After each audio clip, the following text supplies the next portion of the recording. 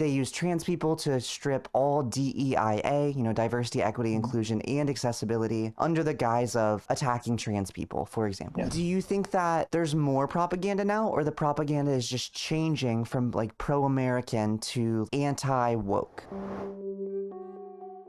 I'm curious if you think that Hitler's progression was kind of this pandering to dislike that just kind of went too far, right? Like right now, there's systemic discrimination against trans people, more incoming, but for the most part, life as a trans person in America means you might get harassed socially, you might not be able to change your letter, but right now it's not so bad. I imagine at one point in Germany, the transition from Weimar to Nazi, it also was not so bad, but continually to decrease. I'm curious if regular Germans actually hated trans people, or if it was kind of a culture war of its time, in the way that now they use trans people to strip all DEIA, diversity, equity, inclusion, and accessibility under the guise of attacking trans people, for example, blah, blah, blah. The contexts were a bit different. It wasn't that there were no trans people in Germany, but it was a relatively insignificant issue, unless you were in Berlin, where you had the cabarets and so forth. Homosexuality was the larger issue because, of course, that was the one that seemed and was more prevalent and,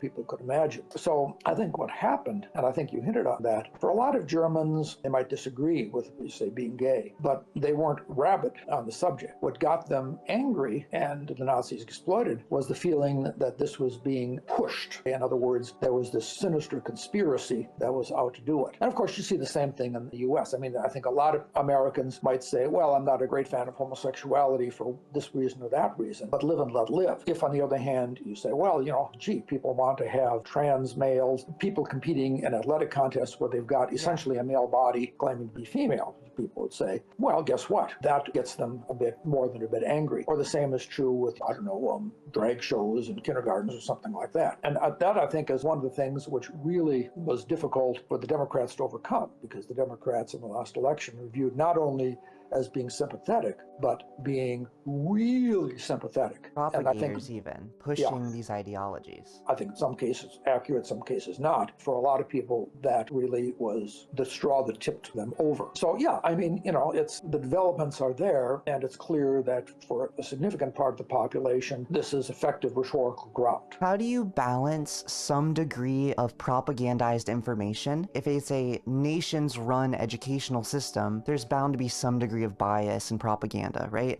So how do you balance some propaganda with not being completely overwhelmed by propaganda? And do you think that there's more propaganda now, or the propaganda is just changing from like pro-American to anti-woke? Well, I think there's more than there used to be. And I think part of it is going back to that old Galician Jew, being 55 or 60% right. I mean, if I think that homosexuality is basically not the best life choice, and I'm 60% right about that, I can talk with someone who disagrees with me. And I may be reluctant to push too much of my views in an absolute term in the schools. If I'm 100% right, well, guess what? There's no room for compromise because I'm absolutely right. Any educational system has to have some kind of unbiased education with no principles behind it whatsoever.